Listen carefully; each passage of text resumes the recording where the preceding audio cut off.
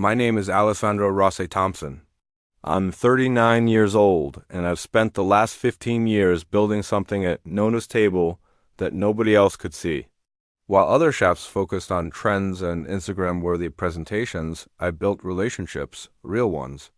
The kind where suppliers called my personal cell when weather threatened their crops, and customers knew my voice before I introduced myself. Victoria Sterling delivered the news in her pristine corner office, 20 floors above the restaurant that had been my life for over a decade. She was 31, hired 6 months ago as Chief Operating Officer after Meridian Hospitality Group acquired our restaurant, Nona's Table. Her blonde hair fell in perfect waves, and her ice blue eyes held the cold efficiency of someone who'd never worked a single dinner rush, never felt the heat of a full kitchen during Saturday night service. I sat in that sterile office, looking down at the bustling streets of downtown Portland, and nodded slowly. I see. The HR representative, a nervous woman named Patricia, shuffled through paperwork explaining severance packages and non-compete clauses. Victoria checked her phone twice during the meeting. When they asked if I had questions, I simply shook my head. "Thank you for the opportunity," I said, standing up. 15 years was a hell of a run. Victoria's smile was perfectly practiced.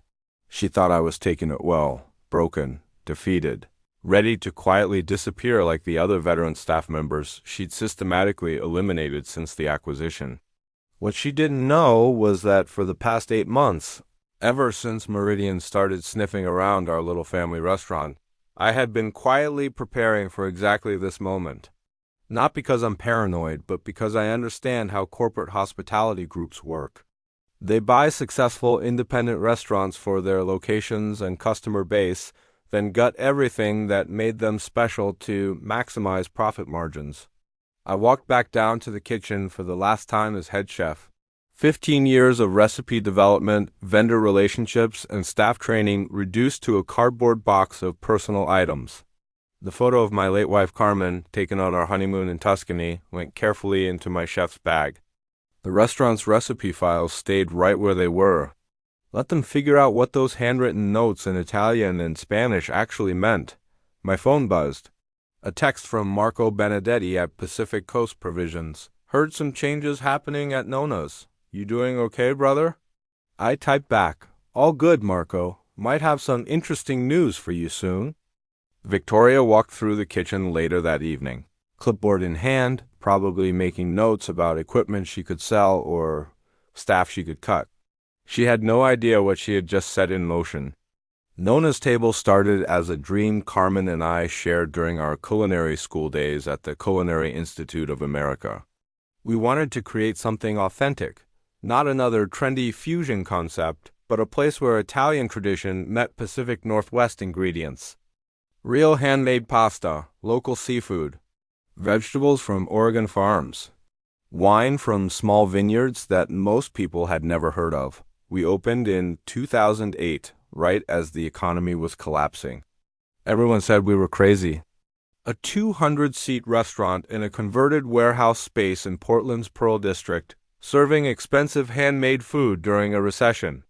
But we believed in something simple. If you use the best ingredients and prepare them with respect and skill, people will find you. The first few years were brutal. Carmen managed the front of house while I ran the kitchen. 18-hour days, 7 days a week. We lived on pasta and espresso, slept 4 hours a night, and poured every dollar back into the business. But slowly it worked. My breakthrough came in 2011 with what became our signature dish, Pacific Northwest Cioppino. Traditional Italian fisherman's stew reimagined with Oregon Dungeness crab, Washington mussels, and local rockfish in a saffron tomato broth that took me 6 months to perfect. Food and Wine magazine called it a masterpiece of regional Italian-American cooking. Reservations went from sparse to impossible overnight. But the real foundation of Nona's success wasn't the food, it was the relationships. With vendors who saved their best ingredients for us. With winemakers who trusted us to represent their small productions. With staff who stayed for years because we treated them like family, not replaceable labor. I spent 15 years building those relationships deliberately. I visited farms personally, shaking hands with the people who grew our vegetables. I flew to Italy twice a year, not for vacation, but to learn from chefs in tiny trattorias whose families had been cooking the same dishes for generations. I knew the names of the fishermen who brought us our daily catch. When Carmen died in a car accident 3 years ago, those relationships held me together. Vendors sent flowers. Staff organized meals. Customers became friends. The restaurant wasn't just a business, it was a community that Carmen and I had built one perfect meal at a time. That's when Meridian Hospitality Group started circling. Victoria Sterling arrived 6 months ago with an MBA from Wharton and ideas about optimizing operational efficiency. She looked at my vendor relationships and saw waste. Too much personal attention, too many premium ingredients, too much trust, not enough spreadsheet analysis. We need to standardize the supply chain, she told me during our first meeting. Centralize purchasing decisions. Reduce food costs through volume negotiations with national distributors. I nodded and kept cooking, but I started noticing changes. My access to purchasing decisions was restricted. Vendor meetings were scheduled without me. New contracts were being negotiated with food service companies that delivered frozen pasta and pre-made sauces. Last month, I overheard Victoria on a conference call with Meridian's regional director. Alessandro's methods are antiquated. He's too emotionally attached to these local suppliers. We can cut food costs by 40% with standardized ingredients from our preferred vendors. That's when I knew my time was numbered. Not because I was failing, but because I was succeeding in ways that corporate hospitality manuals don't recognize. I made some quiet phone calls, updated some paperwork, made sure certain relationships were properly documented under the right business entities. Victoria thought she was eliminating an expensive obstacle to profit maximization. She had no idea she was about to learn the difference between running a restaurant and actually knowing how to cook. Friday afternoon, I cleaned out my office and walked through the kitchen one last time. The evening prep crew was just starting their shift. Jose prepping vegetables, Maria rolling fresh pasta, Tommy breaking down whole fish for the evening specials. They looked at me with questions in their eyes that I couldn't answer yet. "Chef," Jose said quietly, "is it true what they're saying?" I put my hand on his shoulder. Jose had been with us for 8 years, worked his way up from dishwasher to sous chef. "Take care of each other," I said. "And remember everything we've worked on together?" I drove home to my house in the Alberta district and sat in the kitchen with a glass of Barolo from a tiny vineyard in Piemonte. 15 years of work reduced to memories and a severance check. Carmen's photo smiled at me from the counter. She would have found this whole situation grimly amusing. "You always said corporate types don't understand that restaurants are about people, not profit margins," I said to her picture. "Looks like we're about to prove that point." My phone rang. "Marco Benedetti from Pacific Coast Provisions." "Alessandro, heard through the grapevine that you might be making some changes. Wanted to touch base." "Actually, Marco, I'm thinking about going independent. Focusing on what I do best, real cooking, real ingredients. Question for you. If I started my own restaurant consulting business, would Pacific Coast be interested in exclusive partnership agreements? Better terms than what you have with the big hospitality groups?" Marco was quiet for a moment. "Alessandro, you know damn well that 90% of our premium product goes to restaurants based on relationships you built. If you're asking whether we'd rather work with you directly or deal with whatever corporate purchasing manager they stick in your place, that's not even a question." I made 12 more calls that evening, same conversation, same response. By Saturday morning, I had commitments from every premium supplier I'd worked with for the past decade. Not just to do business with my new consulting company, but to terminate their existing contracts with Nona's Table. The beautiful thing about restaurant supplier relationships is that most contracts have 30-day termination clauses, standard protection for both sides. Suppliers can't be locked into deals with restaurants that don't pay their bills, and restaurants can't be stuck with vendors who don't deliver quality. What Victoria didn't understand was that those suppliers had been doing business with me, not with Nona's Table. When I left, The relationships left with me. I spent Saturday setting up Alessandro Rossi Culinary Consulting in my home office. Business license, insurance, bank accounts. By Sunday evening, I had a functioning company. Monday morning, I sent out termination notices, 8 major suppliers. 30-day notice, professional, courteous, and completely legal. Then I sat back and waited. Victoria was about to discover that firing the chef who built your entire supply chain was like firing the heart of your restaurant. Everything else just stops beating. Tuesday morning, Victoria Sterling walked into her pristine office expecting a routine day of operational optimization. Instead, she found her assistant holding a stack of overnight faxes, looking panicked. "These came in this morning," she said. "Contract terminations." Victoria glanced at the first page. Pacific Coast Provisions minus 30-day termination notice, effective immediately for new orders. The second page was worse. Mountain View Organic Farms, same notice. By the 5th page, Victoria's hands were shaking.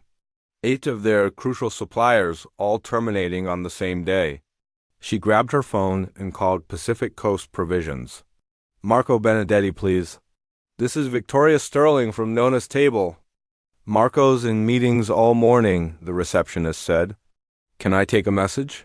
"This is about the termination notice." "There must be some mistake." "No mistake. Mr. Benedetti was very clear about the decision. I need to speak with him today." "This is urgent." "I'll pass along the message." The line went dead. Victoria tried Mountain View Organic Farms next. Same story. The owner, Sarah Chun, wasn't available. Neither was the account manager or the sales director. By noon, she had called every terminated supplier. None of them would take her calls. She pulled up the vendor files on her computer, looking for leverage, contract terms, penalty clauses, anything that could force them to honor their agreements. What she found made her stomach drop. Every major contract had been renegotiated during 2021, during the pandemic supply shortages. All of them included 30-day termination clauses with no penalties, standard industry practice for restaurant suppliers. But there was something else. The contact person listed on every contract wasn't Nona's Table management. It was Alessandro Rossi, executive chef. Victoria stared at her screen. She had fired the guy whose name was on every critical supplier relationship, the guy who had apparently structured those relationships to be portable. Her phone rang. "Regional Vice President James Crawford." "Victoria, I'm getting calls from 3 Meridian properties in the Pacific Northwest. They're asking about supply chain disruptions affecting their sister restaurants." "What's going on?" "We had some vendor contract issues." "I'm handling it." "Handling it how?" "Nona's Table has a full house booked for tonight. If they can't serve their signature dishes because of supply problems, we have a crisis." Victoria felt sweat on her forehead. "I'll call our suppliers and straighten this out." "You better. If we lose customer satisfaction scores because of supply chain failures, heads are going to roll." After Crawford hung up, Victoria sat in her office trying to process what was happening. Alessandro Rossi had been fired on Friday. By Tuesday, their entire supply network was falling apart. She called HR. "Patricia, I need Alessandro Rossi's personal contact information. We have some follow-up questions about his vendor relationships." "I can't give out personal information on former employees." "Company policy. This is business critical. We're having supply chain issues. You'll need to go through legal for that kind of request." Victoria hung up and called legal. They told her it would take at least a week to process the request, maybe longer. By Wednesday morning, the situation was catastrophic. The restaurant had run out of fresh pasta Tuesday night. The seafood delivery never arrived. They were serving frozen vegetables from a backup distributor that made everything taste like cardboard. Food critics were already starting to notice. A review on Portland Eats called Tuesday Night's Service a shadow of Nona's former excellence, and wondered if the restaurant was losing its way under new management. Victoria finally swallowed her pride and drove to Alessandro's house in Alberta. She found him in his garden, tending to herbs and vegetables he grew for his own cooking. "Alessandro," she said, walking up the driveway, "we need to talk." He looked up from his basil plants, his dark eyes calm and unreadable. Victoria, how can I help you? You know damn well how you can help me. Your suppliers are refusing to work with us. Alessandro stood up, brushing dirt off his hands. They're not my suppliers anymore. I don't work for Nona's Table, remember? You fired me. This is sabotage. This is business. You wanted to optimize operations and cut costs. I'm starting my own consulting company. Turns out, good suppliers prefer working with people who understand food quality over people who understand spreadsheets. Victoria felt panic rising in her chest. What do you want? Alessandro smiled, the same warm smile that had charmed customers and suppliers for 15 years. I want to offer Nona's Table a solution. Alessandro Rossi Culinary Consulting can provide full supply chain management for restaurants that want to maintain premium standards. We work with the best local suppliers, ensure consistent quality, and handle all vendor relationships. At what cost? My consulting fee is 20% of food costs. Given the relationships I've built and the quality I can guarantee, it's quite reasonable. Victoria's heart sank. 20% markup on hundreds of thousands of dollars in annual food purchases meant Alessandro would be making more as their consultant than he ever had as their employee. That's extortion. Alessandro's smile never wavered. That's market value. A week ago, I was overhead to be eliminated. Today, I'm the only solution to your supply chain crisis. Funny how value changes based on circumstances. Victoria had no choice. The restaurant was hemorrhaging money and reputation with each passing day. Fine, but I want a contract that protects Meridian's interests. Of course. I'll have my lawyer draft something fair for both parties. Supply chain management will resume immediately. Your customers will get the food quality they expect from Nona's Table. As Victoria drove back to the restaurant, she realized what had just happened. She had fired Alessandro to cut costs and increase efficiency. Instead, she had created a situation where he now controlled their entire operation from the outside and was making significantly more money than he ever had as an employee. 6 months later, Alessandro Rossi Culinary Consulting had expanded to work with 12 restaurants across the Pacific Northwest. The supplier relationships he had cultivated over 15 years became the foundation for a business that prioritized quality over profit margins. Victoria Sterling lasted another 3 months at Nona's Table before accepting a position with a hotel chain in Phoenix. The supply chain crisis had been resolved, but her reputation as a manager was permanently damaged. Alessandro kept the business simple. No corporate headquarters, no layers of bureaucracy. Just passionate chefs and dedicated suppliers working together to serve food that honored both tradition and innovation.